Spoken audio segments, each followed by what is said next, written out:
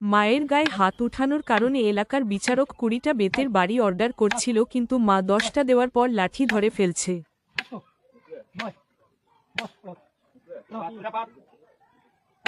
মায়ের গায়ে হাত উঠানোর কারণে এলাকার বিচারক ২০টা বেতের বাড়ি অর্ডার করছিল, কিন্তু মা ১০টা দেওয়ার পর লাঠি ধরে ফেলছে।